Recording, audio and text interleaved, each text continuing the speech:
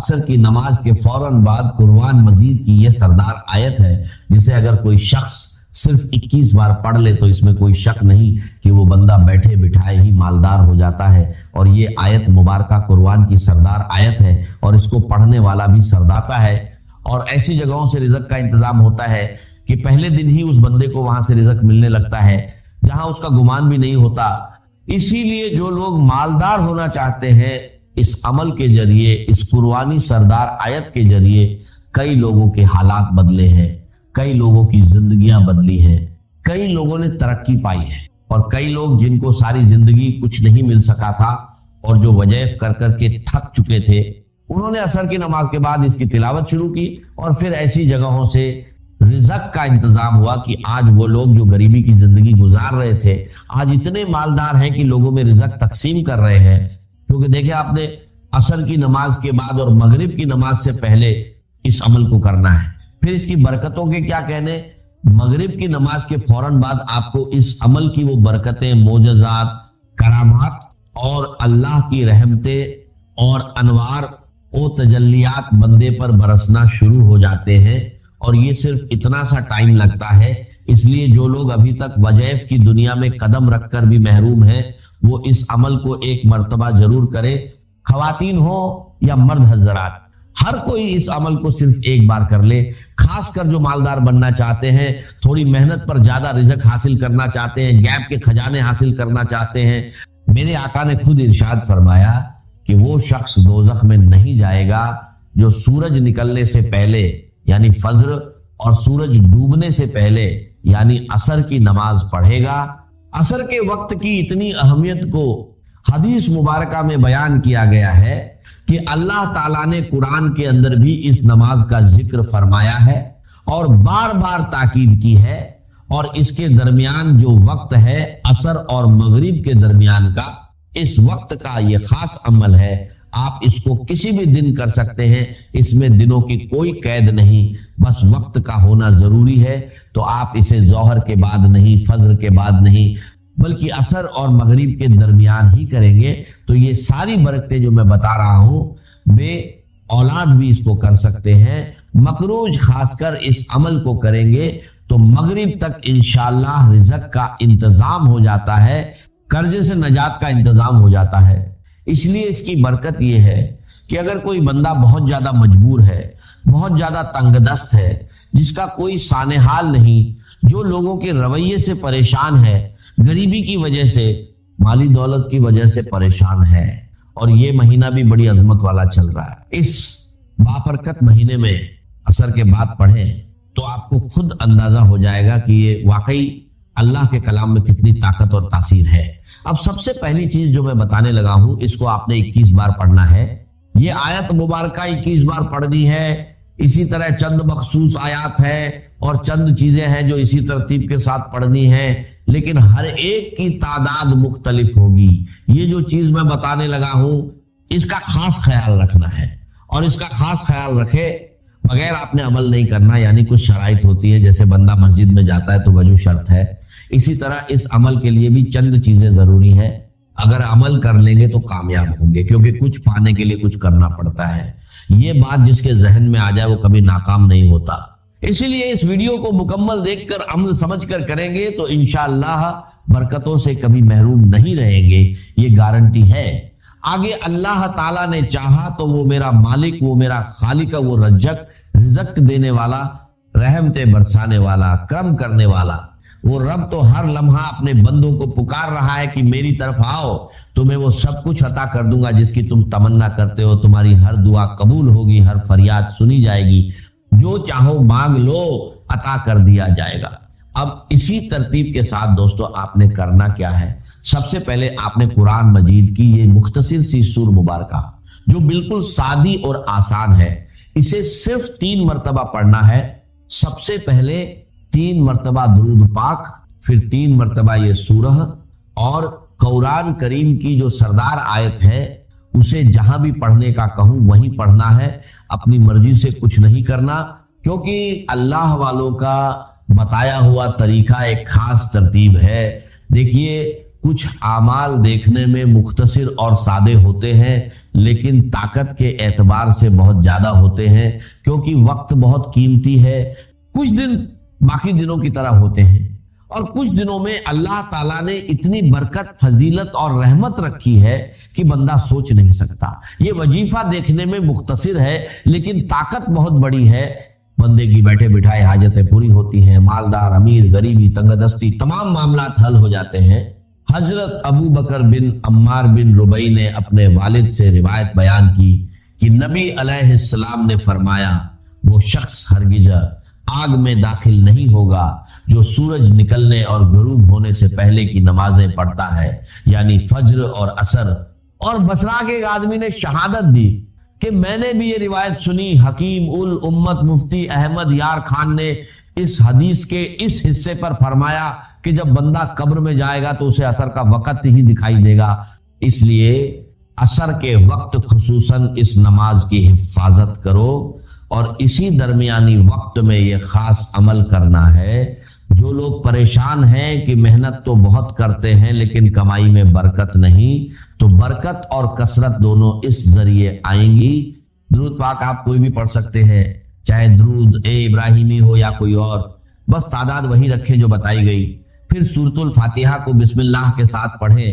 میں 40 بار روز پڑھتا ہوں لیکن آپ کو صرف بتائی گئی تعداد کے برابر ہی پڑھنا ہے۔ بسم اللہ الرحمن الرحیم، الحمدللہ رب العالمین، آمین۔ اور آمین کے 4 حرف کے برابر اللہ تعالیٰ اس بندے کے لیے 4 فرشتے مقرر کر دیتا ہے جو اس کے لیے دعا کرتے رہتے ہیں۔ تو جس کے لیے فرشتے دعا کرے وہ کیسے ناکام ہو سکتا ہے؟ اور نبی نے فرمایا جس کی اثر چھوٹ گئی گویا اس کا گھر مال لٹ گیا۔ اسی لیے آج کے بعد عصر کی نماز کو قضا نہ ہونے دے، یہ عمل صرف ایک دن کر کے دیکھے، دل کرے گا کہ روز کرے، روز برکتیں حاصل کرے۔ اصل میں عصر کے بعد رزق بڑا ملتا ہے کیونکہ اس وقت اللہ کے نوری ملائکہ فرشتے زمین پر اکٹھے ہوتے ہیں، دن والے فرشتے واپس جاتے ہیں اور رات والے آ جاتے ہیں، ان کی آپس میں ملاقات ہوتی ہے اور اس وقت اللہ کی رحمتوں کا نزول سب سے زیادہ ہوتا ہے۔ اور جب بندہ اس وقت رحمت والی آیات پڑھتا ہے تو اس پر رحمتیں موسلا دھار بارش کی طرح برسنے لگتی ہیں۔ اسی لیے جو شخص ان نمازوں کا دھیان رکھے وہ جہنم میں نہیں جائے گا، اور جو نہ پڑھے اس کا سب کچھ برباد ہو جاتا ہے۔ اکثر دیکھا ہے لوگ نماز کے قریب نہیں آتے اور باقی سارے معاملات کرتے ہیں، پھر بربادیاں شروع ہوتی ہیں۔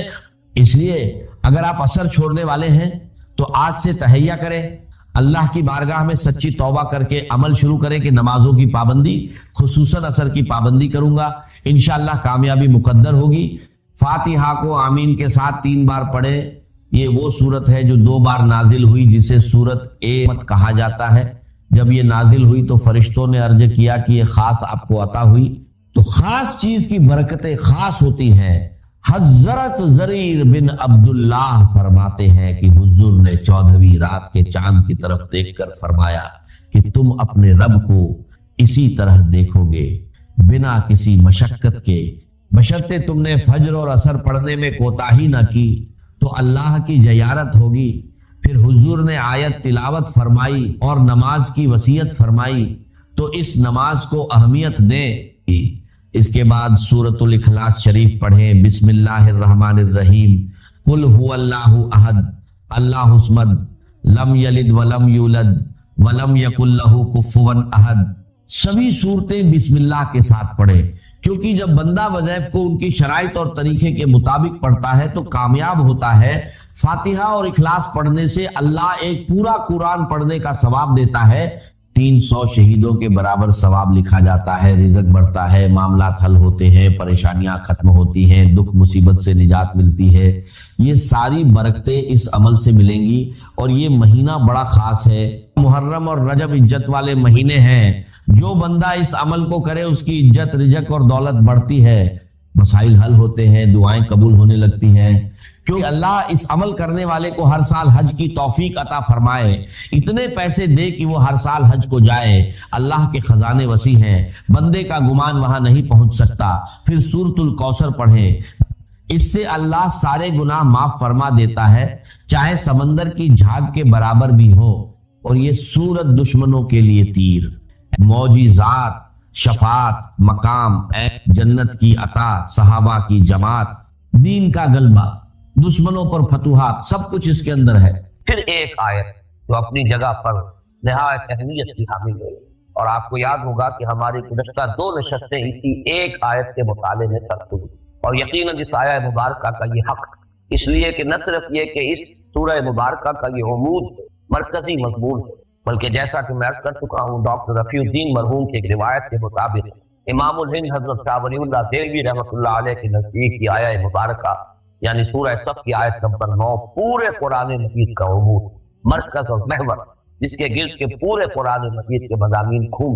اپنی یہ ناچیز رائے بھی عرض کر چکا ہوں کہ پورے قرآن مجید کے لیے یہ آیہ مبارکہ محور ہے یا نہیں، لیکن سیرت النبی علیہ صاحب الصلاۃ والسلام کے صحیح فہم کے لیے یقیناً لازمی کلید، اس کے لیے یقیناً عمود کی حیثیت رکھتی۔ اس آیت مبارکہ کو سمجھیں گے تو سیرت النبی کا فہم حاصل ہو، اس لیے کہ کسی بھی عظیم شخصیت کے کارنامہ حیات کو ایسس کرنے کے لیے سب سے پہلے یہ سمجھنا ضروری ہے کہ اس کا مقصد ہے، اس کے سامنے اپنی جد و جہد اور اپنی مسائل سے ہدف کے طور پر کیا جائے، اسی کے حوالے سے ایسا کیا جائے گا کہ کس درجے میں کامیابی۔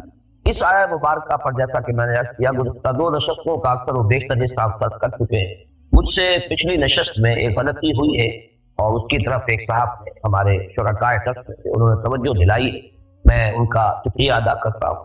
لِیُظْہِرَہُ جو مرکزی لفظ ہے اس عمود والی آیت کا، هُوَ الَّذِي أَرْسَلَ رَسُولَهُ بِالْهُدَىٰ وَدِینِ الْحَقِّ لِیُظْہِرَهُ عَلَى الدِّینِ کُلِّهِ۔ لِیُظْہِرَهُ کا جب میں نے تجزیہ کیا تو جو ابتدا میں لام آیا ہے اس کے لیے روا روی میں میری زبان سے لفظ نکل گیا کہ یہ حرف جار لام ہے، حرف جار، حروف جار ہے۔ یہ ایک غلطی ہے جو روا روی میں ہوئی ہے۔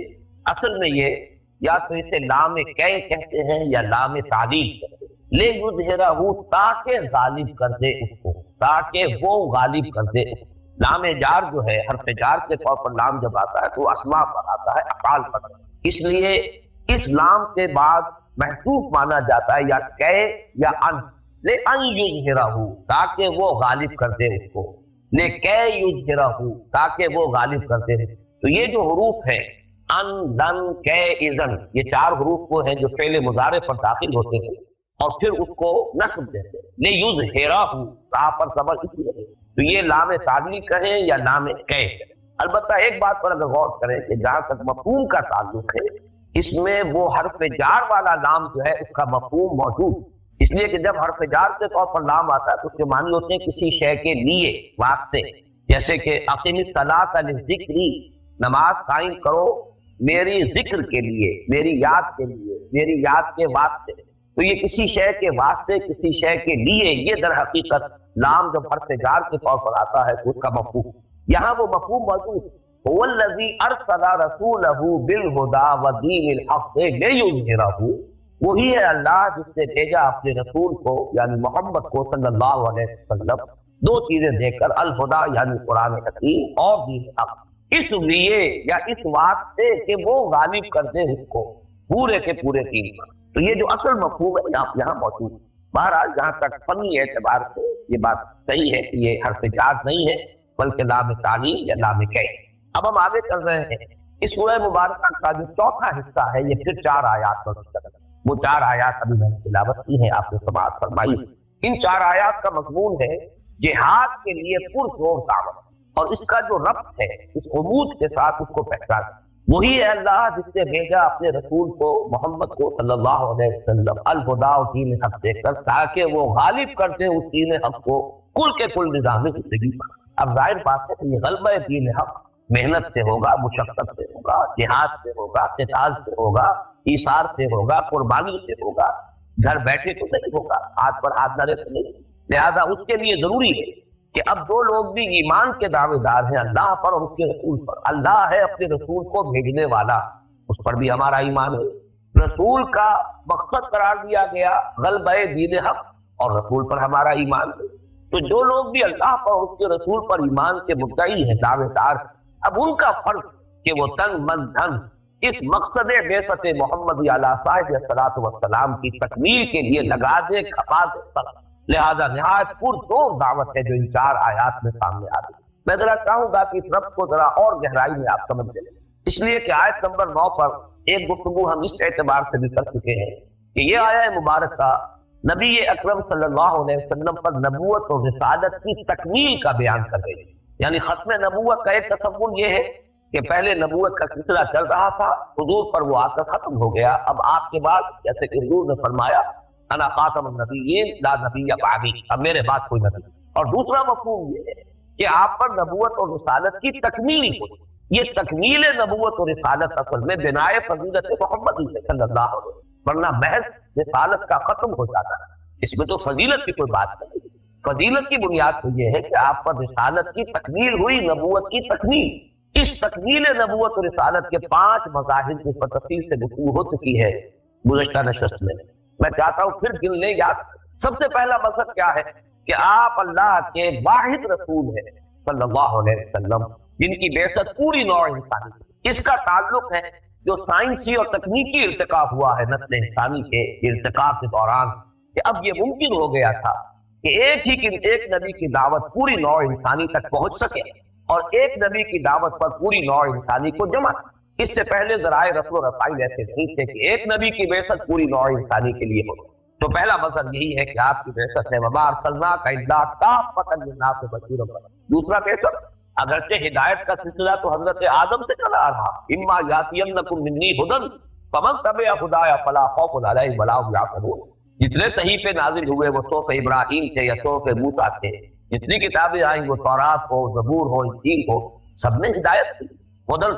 लेकिन ये हिदायत अब कामिल हो गई है कुरान, अल हुदा, the guidance, the complete guidance, the final guidance. और यही वजह है कि इसकी हिफाजत का जिम्मा लिया और साबिक़ा किताबों की हिफाजत का जिम्मा नहीं लिया। तीसरा मकसद, जो तमद्दुनी इर्तिका हुआ है नौ इंसानी का, अब नौ इंसानी उस मकाम पर पहुंच गई थी कि उसे एक निज़ाम इज्तिमाई दरकार। इनफरादियत का दायरा सुकड़ते सुकड़ते बहुत महदूद हो चुका है और इज्तिमाइयत का तसल्लुत जो है इंसानी जिंदगी पर बहुत गहरा हो चुका है, बहुत वसी हो चुका। लिहाजा अब असल जो क्या मतलूब है इंसान को दरकार है वो एक निज़ाम अदले इज्तिमाई। तो गोया कि दीन एक निज़ाम की हैसियत से उसकी तकमील हुई है मोहम्मद पर सल्लल्लाहु अलैहि वसल्लम। अल यौम अकमलतु लकुम दीनकुम व अतममतु अलैकुम निअमती व रज़ीतु लकुम इस्लाम दीना। ये तीसरा मंतर है हुजूर पर तकमील नबूवत के साथ। चौथे और पांचवें जो मज़ाहिर है तकमील रिसालत के, उनका ताल्लुक है इत्माम हुज्जत। इत्माम हुज्जत भी हुजूर के जरिए से बदर्जाए कमाल व इत्माम हुआ है। इत्माम हुज्जत के भी दर्जे, आप किसी बात को किसी के सामने बयान कर दीजिए, बहुत उम्दगी से बयान कर दीजिए कि बात उसकी समझ में आ सकती है, ये भी एक दर्जे में इत्माम हुज्जत।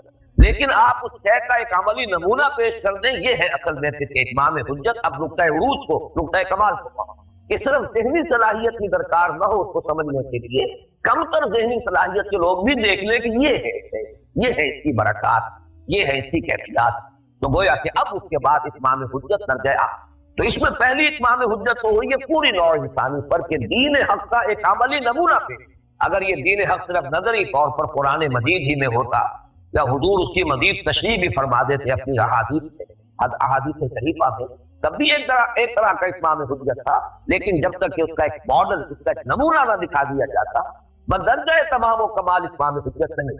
लिहाजा हुजूर ने लियुज़हिरहु अला दीन कुल्लिही, जान रसल मेहनत और मुशक्कत के नतीजे में वो निजाम कायम करके उसका एक अमली नमूना दिखा दिया। अब ये ता क़यामत नस्ल इंसानी पर हुज्जत। हर कुजा बीनी जहान रंगो बू आंख या खाक करो या तारगू या ज़नूर मुस्तफा उरा बहा या हुलू बंदर बलाते।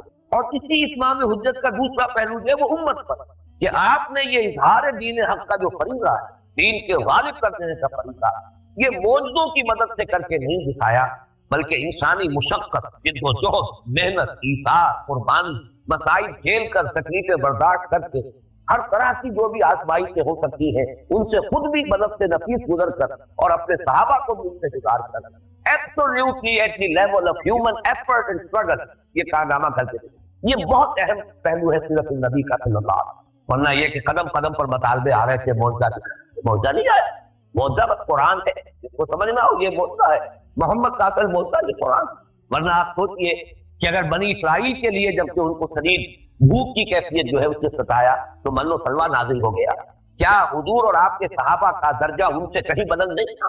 کہ غزوہ تبوک کے دوران من و سلوہ نازل کیا جائے؟ نہیں نازل، بھوک اور پیاس کی مشقت نہیں تھے، ہیومن لیول پر ایفرٹ کا ایک نمونہ قائم کیا ہے، ایثار، قربانی، جہد، مصیبتیں جھیل کر۔ در حقیقت یہ جو ہے آخری اتمام حجت، یہ امت پر کہ اب جب بھی اظہار دین حق حالت دین کلہ کا فریضہ سر انجام دینے کے لیے امت میں سے کوئی گروہ کھڑا ہوگا تو اس کے سامنے حجت موجود ہے۔ یہ تمام مصیبتیں، یہ تمام تکلیفیں، یہ تمام آزمائشیں محمد رسول اللہ والذین معہ صلی اللہ علیہ وسلم ورضی اللہ تعالیٰ عنہم اجمعین، ان سب کو جھیلنی پڑی، ان سب میں سے گزرنا پڑا۔ یہ ہے اصل میں آخری نقطہ جس کا تعلق ہے ان 4 آیات کے ساتھ۔ اب پکارا جا رہا ہے اس جوش کے لیے، اس اثار و قربانی کے لیے، اس محنت و مشقت کے لیے، اس جان رسل جد و جہد کے لیے۔ یا ایھا الذین آمنوا هل ادلکم علی تجارۃ تنجیکم من عذاب الیم۔ اے ایمان والو، یہ جو اصطلاح ہے اے ایمان والو، کتاب کا جو صیغہ ہے، بارہا میں عرض کر چکا ہوں کہ اگرچہ لفظ آتا ہے یہاں پر ایمان کا، لیکن مراد یہاں پر ہے تمام مسلمان، ان میں منافقین بھی شامل ہیں، تو بھی مدعی ہے ایمان در حقیقت اس سے۔ اے ایمان والو، قرآن مجید میں کہیں مسلمانوں کو خطاب نہیں کیا گیا یا ایھا الذین اسلموا، کہیں منافقین کو خطاب نہیں کیا گیا یا ایھا الذین نافقوا، لیکن چونکہ اہل ایمان ہی کے گروہ میں مومنین صادقین بھی تھے، منافقین بھی تھے، اور ایک بین بین کی کیفیت بھی تھی، جس کا تذکرہ سورہ حجرات میں آ چکا ہے۔ قالت الاعراف آمنا قل لم تؤمنوا ولکن قولوا اسلمنا۔ تم یہ نہیں کہہ سکتے کہ تم مومن ہو گئے ہو، بس صرف یہ کہہ سکتے ہو کہ تم مسلمان ہو گئے، اسلام سے۔ گویا کہ یہ 3 گروہ ہو گئے۔ ویسے تو یہ کہ ان تینوں کے درمیان بڑا فصل ہے، ایمان کے نمبروں کتنے مدارج ہوں گے ابو بکر صدیق رضی اللہ تعالیٰ عنہ سے لے کر، اور ایک عام صحابی کے ایمان تک کتنے درجات ہوں گے، پھر نفاق کے بھی کتنے درجے ہوں گے، عبداللہ ابن ابی کے نفاق سے لے کر کوئی ادنا درجے کا منافق کتنے درجے ہوں گے، بے شمار ہوں گے، اور بیچ میں یہ 0 پوائنٹ ہے کہ نہ ایمان نہ نفاق بلکہ اسلام میں ہے، اور ان سب کو خطاب کیا جاتا ہے یا ایھا الذین آمنوا۔ تو یہاں پہ اصل میں ترجمہ کرتے ہوئے الفاظ اگر ہم استعمال کریں، اے ایمان کے دعوے دارو، اے ایمان والو نہیں، اے ایمان کے دعوے دارو، اے مدعیان ایمان، هل ادلکم علی تجارۃ تنجیکم من عذاب الیم، کیا میں تمہاری رہنمائی کروں، کیا میں تمہیں بتاؤں ایک ایسی تجارت جو تمہیں دردناک عذاب سے نجات دے دے، چھٹکارا۔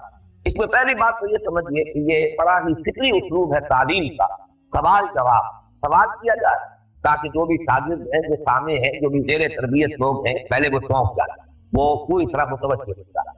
یہ اسلوب قرآن مجید میں بھی بہت مرتبہ آیا ہے اور حدیث نبوی میں بہت کثرت ہے، بلکہ حضور کا انداز تو بہت چونکانے کا ہوتا تھا۔ جیسے وہ حدیث جو ہے کہ آپ نے سوال کیا اتدرون من المفلس، کیا تم جانتے ہو مفلس کون ہوتا؟ آپ حیران ہو گئے، اس میں کون سی بات ایسی تھی، مجھے تو کبھی جانتے مفلس کون ہوتا؟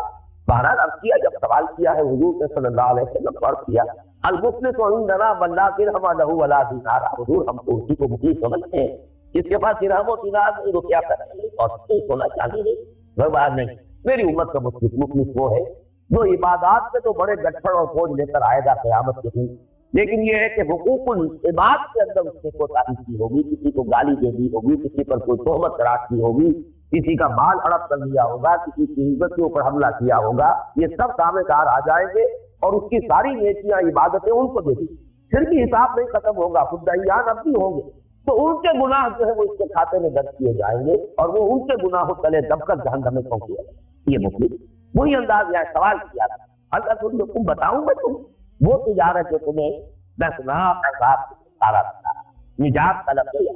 باب فال انجا ینجی ایجاد هل ادلکم علی تجارت تنجیکم من عذاب علیم۔ علیم جو ہے علم کہتے ہیں تکلیف کو، رنج و علم اردو میں مقابل ہے، علیم فعیل کے وزن پر صفت مشبہ بن گیا، نہایت رنج دینے والا، نہایت تکلیف دے۔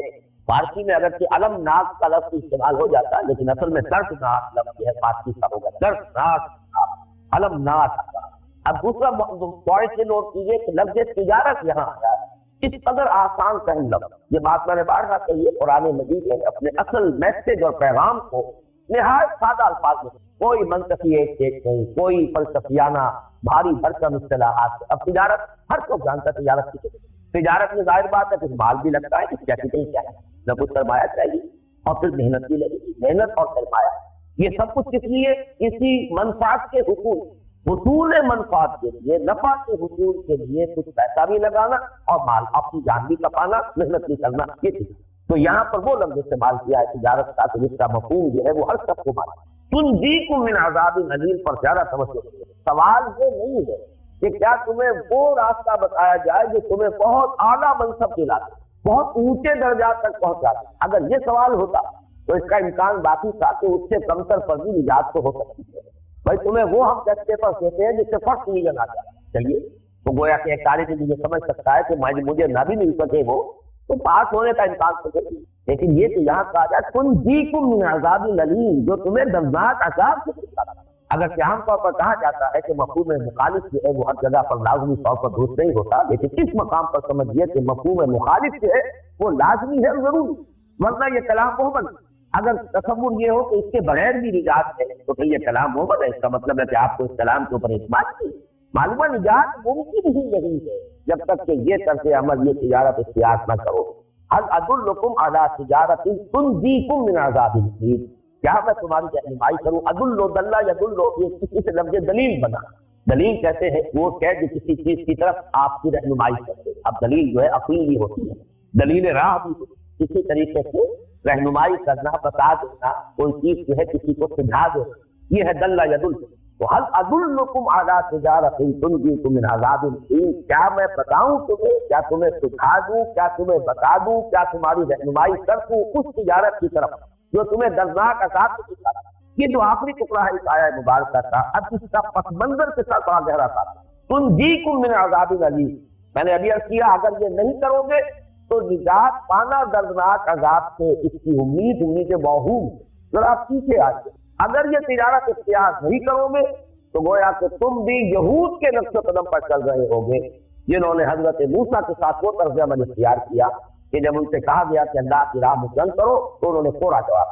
अगर तुम ये रास्ता इख्तियार नहीं करोगे तो गोया कि तुम यहूद का वो तर्ज अमल इख्तियार करोगे जो उन्होंने हजरत मसीह अलैहिस्सलाम के साथ, गोया कि उन्हीं के नक्शे कदम पर तुम चल रहे होगे अगर तुमने ये रास्ता इख्तियार। इससे भी पीछे जाइए जिसको मैंने कहा था कि पहली 4 आयात तमहीदी, अगर ये रास्ता जिहाद का इख्तियार नहीं करते हो तो गोया कि तुम्हारा मामला ये है कि लेमा तक़ूलून मा ला तफ़अलून, इस दफा जो है उसके मुस्तहिक़ हो जाओगे, ये दफा तुम्हारे ऊपर लागू कि तुम कहते कुछ हो करते कुछ।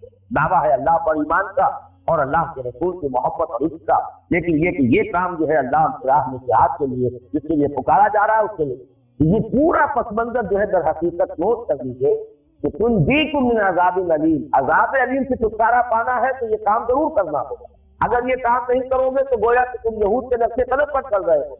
अगर ये काम नहीं करोगे तो गोया कि तुम्हारे ऊपर वही दफा जो है वो आयद हो जाएगी कि लिमा तक़ूलून मा ला तफ़अलून, कबुरा मक़्तन इंदल्लाहि अन तक़ूलू मा ला तफ़अलून, क्यों कहते हो जो करते नहीं हो। और अल्लाह के गज़ब और बेज़ारी को भड़काने वाली है ये बात कि तुम